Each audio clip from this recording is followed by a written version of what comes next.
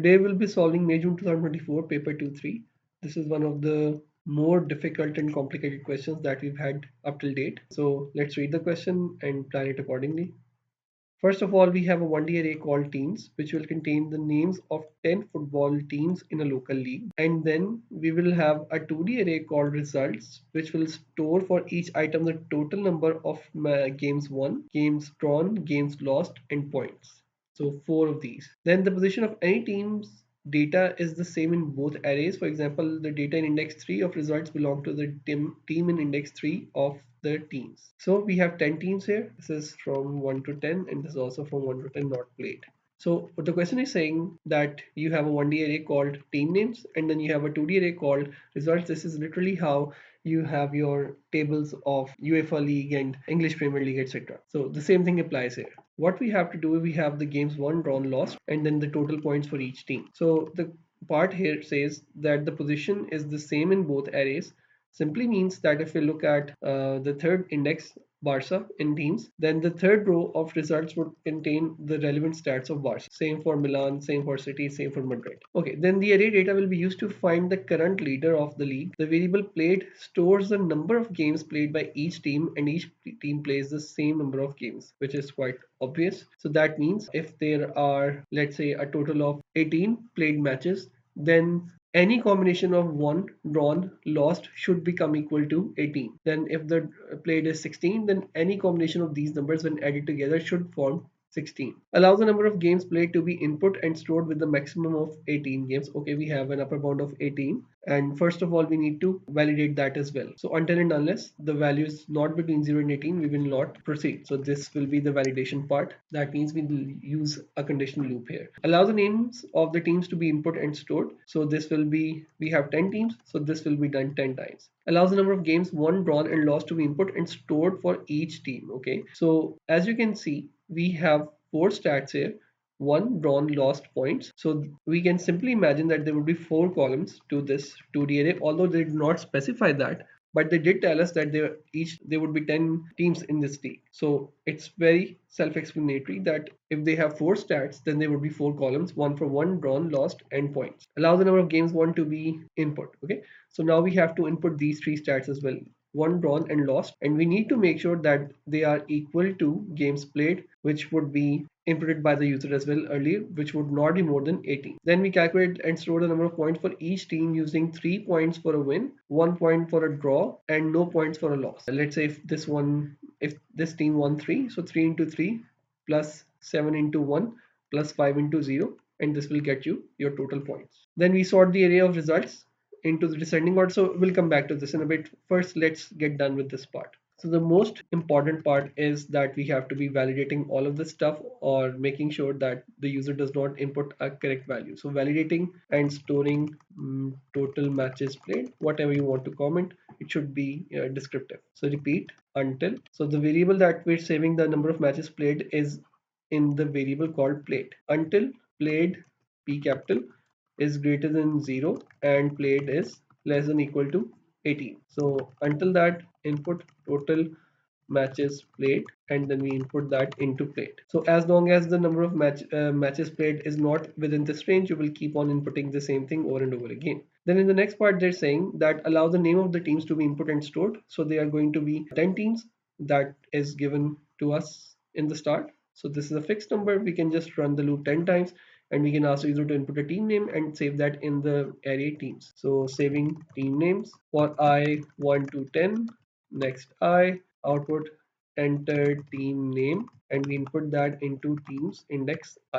Okay, this is very straightforward. Now is the fun part. So now we have to first of all ask the user to input how many matches they won, drawn, and lost, and then we need to make sure that it is all equal to the number of matches played. And if that is the case, then we will store that in the results array. So first of all, we need to iterate through each row and go to every column for 3 columns. Okay, we ask the user to input the number of matches won, lost, and drawn. So maybe 5 won, 6 lost, 11, and then maybe 6 drawn and 7 lost. So this is a total of 18. Let's assume our played would be 18 as of now. So this is what we have to do. And for this, we have to go through each row and each column of the 2D arrays. So every row we go to win, draw, and loss. Like so, we need a nested loop to iterate through the whole 2D array. And for that, we'll be writing the code now, iterating through results and storing or saving match data, whatever you want to again comment here. So the total number of rows in our results array is 10, and the number of columns would be 3 in our case. Well, 4, because we also need to find the total number of points. As the question says, calculate and store the number of points for each team. Okay, so we have to first pick the row and then go through each column. So let's do that first of all. Also, in such a case, when the values are fixed, you also don't need to use a nested for loop, because we know for sure that the number of wins would be at index 1, draws would be at 2, and loss would be at 3. So we can just use a single loop that will pick the number of the current row. So this would be row 1 column 1, then row 1 column 2, then row 1 column 3, and in the column 4 you can simply output the values, right? So we know which data would be stored in which part, so we can simply use one loop. But if you do not know that, then you also need to iterate through the whole 2D array by using a nested loop. In this case, we can use a single loop for row 1 to 10. Now first of all, we need to make sure that the number of matches that they've played equates to the games they won, drew, or lost. So we have to validate the number of games and the stats. So again, validation means we need to use a conditional loop. Repeat until. So until, let's say, match count is equal to played. We don't know what the match count is right now because the user will be inputting, will be calculating that. So first of all, we'll ask the user to enter count of matches won, drawn, lost, and then we input them in won, drawn, lost, or whatever variable names you want to use. And then we say match count is equal to won plus drawn plus lost. So we add all three stats and then we check, is it equal to the number of matches played, which in our case we're assuming 18. So 5 plus 6 plus 7 is 18. Let's say I make it 1. So this would be 7 plus 5, 13. Sorry, 12. So 12 is not equal to 18. That means that this is incorrect. So you need to input the values again for all three variables. Once this is done, once you have validated that a team played the correct number of matches, now we need to calculate the total number of points. And before we do that, we also need to store the stats for each team. So wins, draws, and losses. Okay. So how do we save that? We know that in the current row, first column will save the wins in the results array. So I'll simply write results, current row, column 1. We are going to save their wins, which is the value that the user input, right? Then in the second column, there would be draws. So results, current row, whatever it is, second column would be drawn, and then results row, third column would be lost, like this. And in the final part, we need to calculate the points, and the calculation formula is given to us: 3 points for a win, 1 point for a draw, and no points for a loss simply means 0. So we can ignore that, and we can say calculating total points for each team. So that would be results, current row, column 4 would get 1 into 3 plus drawn into 1. Anything multiplied to 1 is 1, so you can just get rid of it and you can add drawn directly, and then that would be the end of this loop. And here we can also add a comment, saving stats in results array. All right, so with this we are done with the first parts, this one, validation, and calculate and store the number of points. Okay, now we are left with sorting the results array into descending order of number of points, ensuring the corresponding parallel array teams is kept in the same order. Now, in order to do this, you need to remember that there are multiple things happening in this table. So we have the total number of points and we also have the team names here, right? So if we change the total number of points, let's say I'm changing this value descending order. Okay, so in the decreasing order. So let's say this value is 30. When I swap them, when I make this value, when I have to swap 30 with 28, that means all these stats need to be swapped as well. So 846 goes in the place of 567 and it goes down, and Madrid will replace City in the first index as the topper, and City would go into the second index as the second one, runner up, right? So this is what we have to do now, and this is a bit of a lengthy bubble sort that we need to implement. But if you understand one part of it, everything else is the same. So we have to sort the results into descending order of points. Okay, they're talking about the whole array. So if you just swap these two values, 30 and 28, this now means that City is the winner and Madrid is the runner-up, when that is not true. Madrid was the winner. And similarly, it simply means City had these stats when Madrid had tstats, which is again false. So we need to make sure that we do the whole swapping correctly. Okay, so how do we swap these values? So we'll be sorting results and teams in descending order of points. So for this bubble sort, we always have to use a nested for loop.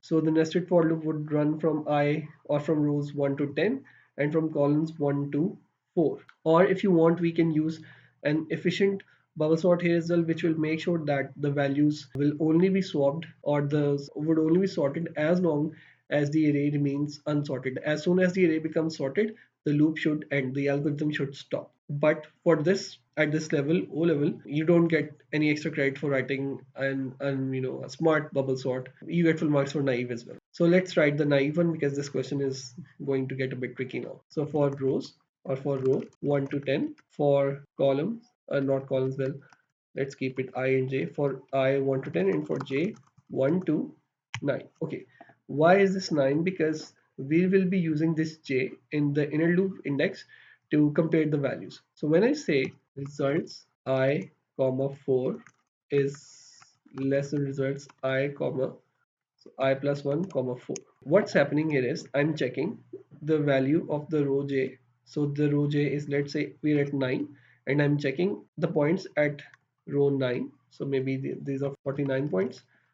Are they less than the points in the next row? J plus 1 means whatever the value of j is, it was 9. So j plus 1 means 10, 10th row and 4th column. So let's say if this is 52. So they are out of order, right? So now we need to swap them. Okay, the reason we have 9 here is because if you make it 10, and here we have j plus 1. So when you get 10 as j, this would check the value in the 10th row, 4th column, the value in the 10th row, 4th column, the 52, is it less than the value in the 11th column, 4th row. So if you see, there is no 11th row, that is simply out of the bounds of the array. The array is only up till 10. So this will not work, and this will throw a runtime error. So that is why we always run it n-1 times to make sure that when we read the second last value, we compare it with the last value, and then the loop should end. So j plus 1 and j. And why am I writing 4? Because in 4, column 4, we have the number of points. This is on what we're sorting on. So if this is true, if that is the case, okay, what do we do next? So let's say we have this value 30 here or 40 here, maybe you need to swap these two. So first of all, we will save all of these values in some separate variables. Okay, so let's call this temp win, temp draw, temp lost, temp name, or maybe temp points and temp name. Okay, so what we are going to do is we are going to store all the values in temporary variables. All right, so let's save all of these values, the current values, into all of these variables like this. This would be the first part. Okay, so the temp name would be city in this case. We save all of these values one by one. This is the current row I'm talking about. Okay, so the current would be j. So let's in fact add comment here. J is current and j plus 1 is next row and current row. Okay, so then in the next part, we will simply pick all these values and overwrite the values in the previous row or the current row. So we bring all the values from the next row onto the current row. And then in the last part, we will bring all the values from the temporary variables into the next row. And then this would give you the sorted version. And similarly, this Madrid would have replaced city here, and Madrid would have gone up. This is what we have to do. So we have to repeat the same thing several times. So in the first part, we will have the temporary variables. Okay, so we save all the values in temporary variables of the current row.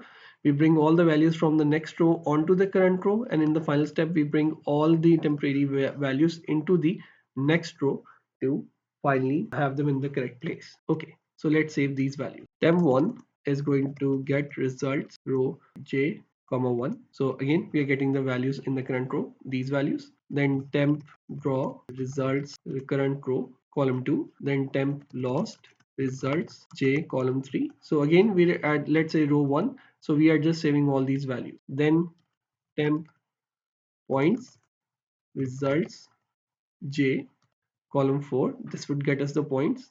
And then lastly, the temp name of the team, that will get from teams to index j. So if j is 1, we also get city here. So we save it. So we save all these values. Then in the next part, we have to overwrite the values overwrite current row with next one. Okay, so this j is current and j plus 1 is next.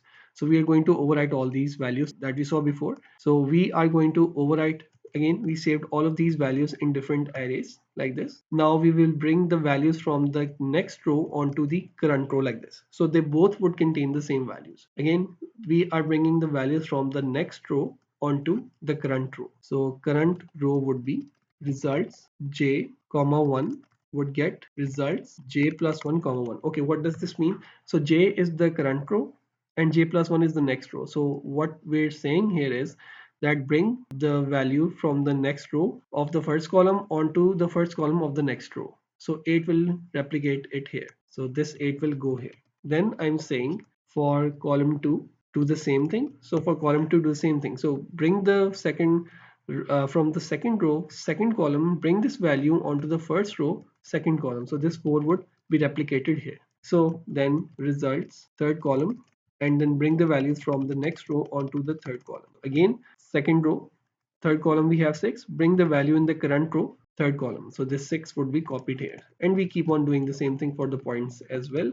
Results j comma 4, results j plus 1 comma 4. And then finally we need to bring this Madrid in place of city as well. So we'll say teams j plus 1. So bring the value of the next row onto the current row. So Madrid and Madrid. So now we have copied all the values onto the current rows from the next ones. And then in the very last step, what we have to do is we have to get all these values saved in the temporary variables and bring them in the next row, right? Because this is again in descending order, retrieving values and storing. Okay. So now we have to get the values from the temporary variables and store them in the next row. That means j plus 1. So results j plus 1, first column would get temp 1. So here we get 5 temp win. Here we get 5 back. Then results j plus 1 column 2, we get temp drawn. So that is the second column, this one. So we get temp draw or drawn, and we save that into the second column of the second row or the next row.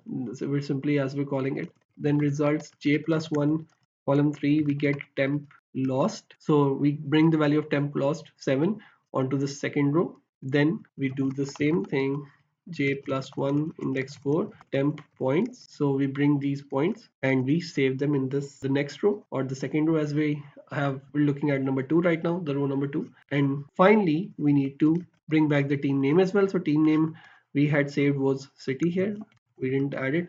So bring the city, the name that we saved, onto the next row, this one. So this would be j plus 1. Since this is one area, so only j plus 1 temp name. And we do endif and we do next j and we do next I. Okay, so this was a bit tricky.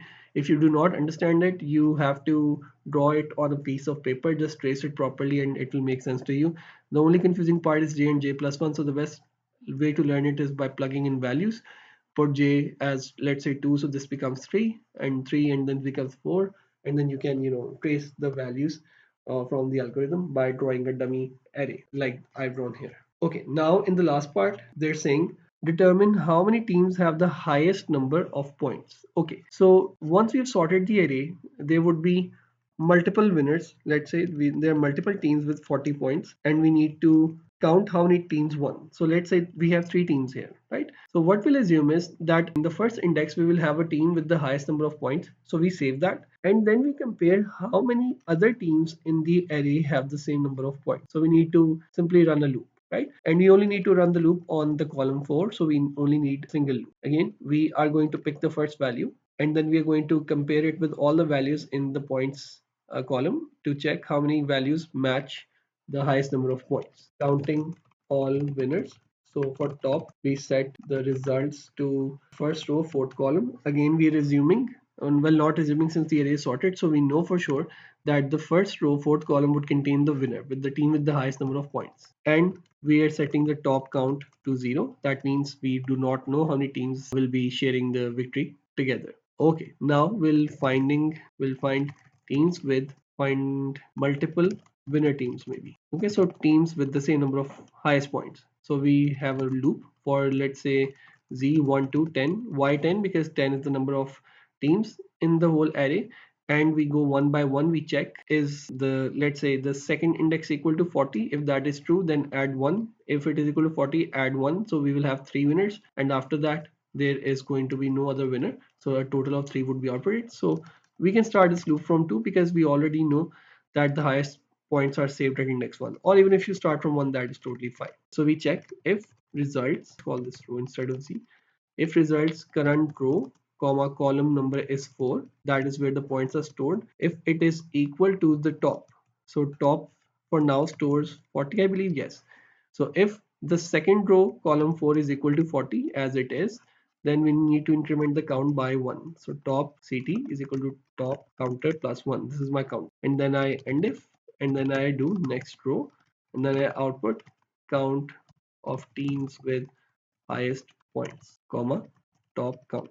Okay, so when we go on to the third index, it will also increment the counter, but when we go to 20, so 20 is not equal to 40, so this will not be counted, and then we'll move on to the next row all the way till the end. Okay, so this part is also done, and now the question says output the names of the winning teams along with the total number of points achieved. So we have the winning teams. We know they are going to be, let's say, 3 number of winning teams. So we will only need to print the values from 1 till the top count, right? Or in our case, 1, 2, 3. So 3 is saved in this top count. So we just need to run a loop from 1 to 3. And then we need to output their team names, like in our case, Madrid City and Barca.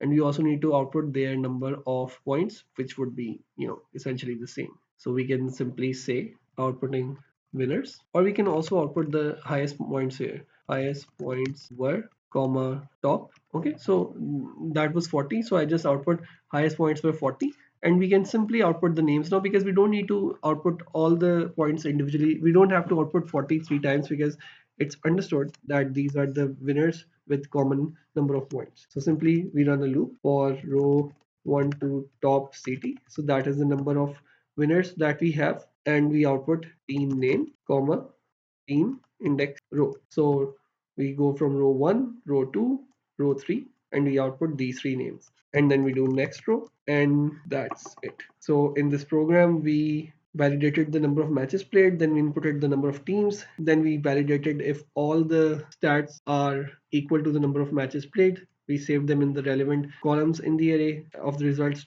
array, and then we calculate the total number of points. We saved them in the array. Then we ran a very exhaustive bubble sort on 1, 2, 3, 5 different values to make sure that 2 arrays are sorted based on the number of points. Then we counted all the winners, and then we outputted all the names of the winners. And with this, the question ends.